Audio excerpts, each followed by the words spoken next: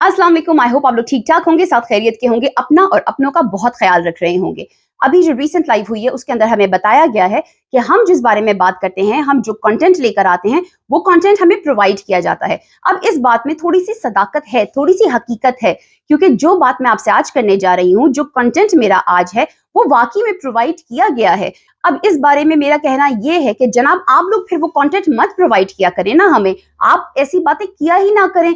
इतनी बेशर्मी वाली, इतनी बेखुदा बातें आप लोग करते हैं कि मजबूर होके हमें उस बातों के ऊपर रिप्लाई बैक करना पड़ता है।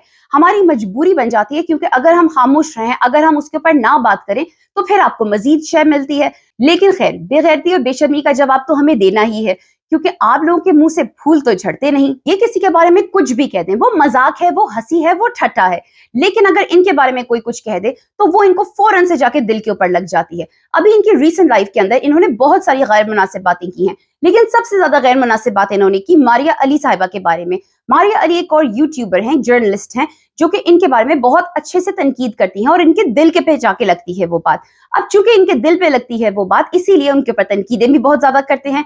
अच्छा, अली जाफरी साहब ने मारिया अली के बारे में कुछ ऐसी गैर मुनासिब बातें की हैं, जिनमें से एक दो तो मैं रिपीट भी नहीं कर सकती, लेकिन एक बात जो है जो उन्होंने की थी वो ये की थी कि मारिया अली मेरी क्रश हैं। अब अली जाफरी साहब, आप अपनी उम्र देखें और मारिया अली की उम्र देखें। आप ठहरे मारिया अली साहिबा के अब्बू की उम्र के, और मारिया अली आपसे इतनी छोटी। अब कोई अब्बू की उम्र का बंदा इतनी छोटी उम्र की लड़की को बोले कि आप मेरी क्रश हैं, तो कितना एओ और कितना ऑकवर्ड सी सिचुएशन हो जाती है ना, न सिर्फ मारिया अली की ऑडियंस के लिए, बल्कि आपकी खुद की ऑडियंस के लिए भी। आपकी खुद की ऑडियंस अगर थोड़ी सी भी अक्लमंद है, थोड़ी सी भी बाशऊर है, थोड़ी सी भी जरा सी भी समझ बूझ रखती है, तो वो खुद भी जरा से ना क्रिंजी सा फील करी होगी कि यार ये क्या बोल गया है बंदा। दूसरा ये कि मैं आपसे पर्सनली मिली हुई भी हूँ और मुझे पता है कि आप जो है ऑफ कैमरा, ऑफ रिकॉर्ड बिल्कुल ही डिफरेंट इंसान होते हैं।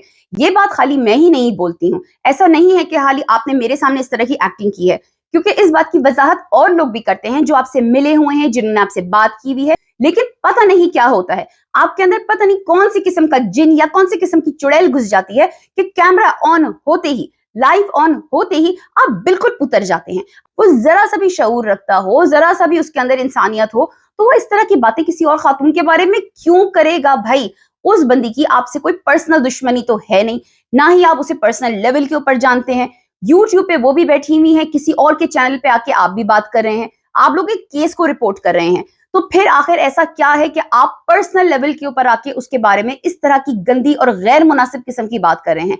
और यहाँ पे मैं उस क्रश वाली बात के बारे में बात नहीं कर रही हूँ, वो भी एक गैर मुनासिब बात है, बिल्कुल है, लेकिन मैं यहाँ पे बात कर रही हूँ उस दूसरी गैर मुनासिब बात के बारे में जो आपने की है। अच्छा, यहाँ पे क्या होता है कि जब ये इस तरह की बोंगियां मार जाते हैं और फिर उसके बाद हमें मजबूरन उसके ऊपर बात करना पड़ता है, तो फिर क्या होता है, ऑडियंस जिन्होंने उनको नहीं देखा होता, जो नहीं जानते कि अच्छा क्या बात हुई थी, वो जाती है और फिर इनका लाइव सुनती है। वो देखने के लिए, सिर्फ वो क्यूरोसिटी होती है ना देखने के लिए कि भाई इन्होंने आखिर बोला क्या था, ऐसी कौन सी नामुनासिब बात थी जो इन्होंने बोली थी, हम भी तो जरा जाके सुने। तो उससे क्या होता है, इनको और मजीद रेटिंग मिलती है, इनके और नंबर्स बढ़ते हैं। तो मुझे ये लगता है जानबूझ के इस तरह की बातें बोली जाती हैं इनके चैनल के ऊपर, ताकि हम लोगों को आग लगे, हम लोग उसके ऊपर अपना कुछ नैरेटिव दें, और फिर जिन लोगों को नहीं भी पता है कि ऐसा क्या है या इस तरह का कोई चैनल एग्जिस्ट करता है या इस तरह की कोई बात हुई है उस लाइफ के अंदर, तो वो लोग फिर वापस जाएं, इनको व्यू दें, इनके चैनल को देखें, और फिर इनके और नंबर्स और इनकी रेटिंग्स बढ़े। तो it's all about the money guys, it is always about the money for them. कभी भी इन लोगों ने केस के ऊपर सिंसियर होकर ना रिपोर्टिंग की है, ना किसी का साथ दिया है। बिलाल साहब को ही देख लीजिए, वो एक सीरियस किस्म के आदमी है, वो कभी भी इस तरह से ही करके हंसते पुसते नहीं है। अपने घर के माहौल में बैठ के, अपने ड्राइंग रूम में बैठ के हंसते होंगे, बेशक हंसते होंगे, लेकिन लाइव के ऊपर बैठ के इतने घटिया और गैर मुनासिब बातों के ऊपर मुझे नहीं लगता कि बिलाल साहब की पर्सनालिटी इस तरह की है। ठीक है, उनको टेढ़े पांव वाला शैतान कहा जाता है, ठीक है, उन्हें पिस्ता शिस्ता ये सब चीजें भी कही जाती हैं। बाय द वे, मुझे पिस्ता बहुत पसंद है, लेकिन जब से बिलाल साहब को पिस्ता कहा गया है, मैं पिस्ता खा ही नहीं सकती, पिस्ता देखा ही नहीं जाता मुझसे। लेकिन इन सब बातों के बावजूद बिलाल साहब को देख के मुझे शुरू से लगा है कि वो बड़े सीरियस किस्म की पर्सनालिटी है। लेकिन जब से इनकी रेटिंग्स गिरना शुरू हुई हैं, जब से उस चैनल की रेटिंग्स गिरना शुरू हुई हैं, बिलाल साहब ने भी जोखरों की तरह हंसना शुरू कर दिया है। वो भी घटिया घटिया बातों के ऊपर हंसते हैं। वो इससे इसलिए हंसते हैं ताकि हम लोगों को आग लगे, हम लोग आके इस तरह की बातें करें जिस तरह की बातें मैं कर रही हूँ, थोड़ी सी उन्हें फुटेज दें, थोड़ी सी उन्हें कवरेज दें, ताकि ये ऑडियंस जो मुझे सुन रही है वो बोले, उनको जुस्तजू हो, वो बोले अच्छा बिलाल साहब जो है, वो पिस्ता जो है, वो टेढ़ी पांव वाला शैतान जो है, जो भी ये लोग वर्ड्स यूज करते हैं आपके बारे में, मैं नहीं करती, लोग यूज करते हैं आपके बारे में, वो बोले कि अच्छा अब हम जाके देखते हैं कि बिलाल साहब कैसे हंसे थे, कौन सी वो बात थी जिसके ऊपर हंसे थे, ऐसा क्या बोला था एडवोकेट अली जाफरी ने मारिया अली के बारे में, जिसके बारे में ये सारे यूट्यूबर्स जो हैं, ये सारी खवातीन जो हैं मारिया अली का साथ दे रही हैं। हमने भी देखना है। ब्लू वेल को भी ये मशवरा होगा कि अपने चैनल की और अपनी आप थोड़ी सी भी क्रेडिबिलिटी चाहती हैं तो खुदा का वास्ता है डिसेंसी के साथ काम करें। ये तमाम खवातीन आपको बॉदर इसलिए करती हैं क्योंकि इनकी फैन फॉलोइंग ज्यादा है, क्योंकि लोग इनको बाकायदा देखते हैं, इनकी बातें सुनते हैं।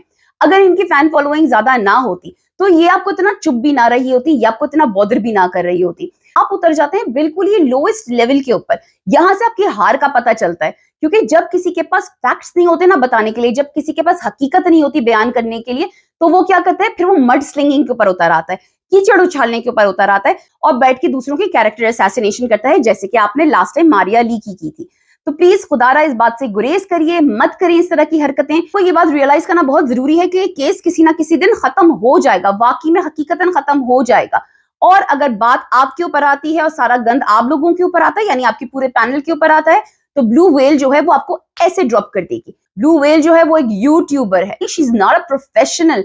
आप एक वकील हैं, आपने जाके लोगों को फेस करना है, आपने जाके दूसरी वकला कम्युनिटी को भी फेस करना है, आपने क्लाइंट्स को भी फेस करना है। आप अपनी रेपुटेशन का ख्याल करें, अपनी इज्जत का ख्याल करें। जब पाकिस्तान के अंदर एक वकील का कैरेक्टर जो है वो वैसे ही मुतनाज़े है, वो वैसे ही खराब हुआ है। ये वकील है तो ये तो हमारा पैसा लूटने के लिए बैठा हुआ है, ये वकील है तो ये तो झूठा है, ये वकील है तो इससे बड़ा धोखेबाज तो कोई हो ही नहीं सकता, वकील है तो वकीलों से बड़े तो क्रिमिनल होते ही नहीं है दुनिया के अंदर। ये एक आम परसेप्शन है पाकिस्तान में वकीलों के बारे में कि वकील से ज्यादा करप्ट कोई नहीं होता। अब यहाँ पे आपके पास एक बहुत ही उम्दा चांस था कि आप लोगों का परसेप्शन, उनका माइंडसेट चेंज कर सकते कि नहीं जनाब वकील ऐसे नहीं होते। वकील जो होते हैं वो लोगों से बड़ी तमीज से, बड़ी इज्जत से बात करते हैं, उनको रिस्पेक्ट और इज्जत देते भी हैं। अब आप ऐसा करते हैं ऑफ कैमरा, लेकिन ऑन कैमरा आके आप बिल्कुल चेंज हो जाते हैं। जहां आपको पूरी दुनिया देख रही होती है, खाली एक शख्स नहीं देख रहा होता बल्कि पूरी दुनिया से लोग आपको जहां पे देख रहे होते हैं, वहां पे आप वकील का परसेप्शन ही चेंज कर देते हैं। ये लोग करते हैं झूठी बातें, ये लोग समझते हैं बेवकूफ, हमें नहीं, क्योंकि हमें तो इनके झूठों का साफ पता है। ये बेवकूफ समझते हैं अपनी खुद की ऑडियंस को, जिसको बैठ के ये कह रहे थे हमारी ऑडियंस बेस्ट है, हमारी ऑडियंस वंडरफुल है। उसी ऑडियंस को ये दिल में कहते हैं यार क्या अक्ल के अंधे हैं, क्या बेवकूफ हैं। इन लोगों को उल्लू बनाना कितना आसान है, क्योंकि ये तो ऑलरेडी बने बनाए उल्लू हैं जो हमारे चैनल के ऊपर सब्सक्राइब करके बैठे हुए हैं। जो औरतें इस केस के ऊपर काम कर रही हैं, मारिया अली हुई, मेहरीन सत्तैन हुई, बुशरा शकील हुई, नजम जहरा साहिबा हुई, उनको उनका काम करने दीजिए। वो इज्जत से अपनी रोजी रोटी कमा रही हैं, वो एक अच्छे घराने से ताल्लुक रखती हैं, सारी रिस्पेक्टेबल खातून है, फैमिली वाली हैं। जहां तक आपकी बात रही, आप ब्लू वेल को खुश करना बंद कर दीजिए। आपकी भी एक पूरी फैमिली है, आप अपनी फैमिली पे, अपने करियर पे ध्यान दीजिए और केस पर ही रहें। कैरेक्टर असैसिनेशन, मड स्लिंगिंग और ये सारी चीजें जो होती हैं, ये आपको शोभा नहीं देती हैं। वहां उस पैनल पे बैठे हुए जितने लोग थे, उसी टाइम पे उनको बोलना चाहिए था, बिलाल साहब आपको बोलना चाहिए था, ब्लू वेल आपको बोलना चाहिए था कि नहीं जाफरी साहब आपने यहाँ पे ये गलत बात की है। जब आप लोगों को अपने एतराजात उठाने होते हैं उसके लिए तो आप बड़े वोकल होते हैं। एनीवेज गाइस, ये था आज का पूरा कंटेंट जो कि वाकई में हकीकतन प्रोवाइड किया गया था एडवोकेट अली जाफरी साहब की तरफ से, क्योंकि उन्होंने इस तरह की शुरली छोड़ी थी उस लाइव के अंदर कि मजबूरन हमें, मुझे, बाकी सारे लोगों को भी इस बारे में बात करना पड़ा। ब्लू वेल को तो मेरी बातें कभी भी समझ नहीं आने वाली, क्योंकि उनका मेन गोल है मूला मूला मूला, पैसा पैसा पैसा। लेकिन I hope advocate Ali Jafri साहब को और बिलाल साहब को, जो कि प्रोफेशनल्स हैं, जिनका एक पूरा करियर है, आई होप कि उनको तक मेरी बातें पहुंच गई हों, उनको मेरी बातें समझ आ गई हों। आई होप कि वो मेरा ये व्लॉग हेडफोन्स लगा के ना सुन रहे हो, बल्कि ऊंची आवाज में लाउडली सुन रहे हो, ताकि ये बातें उनकी बेगमात तक भी पहुंच जाएं। और अगर वो फिर भी ना समझे तो उनकी बेगमात, जो कि मुझे लगता है कि अक्लमंद खातून होंगी, वो उनको ये बातें समझा दें। With that audience, I'm gonna go now. Take care. Allah Hafiz and fi aman Allah.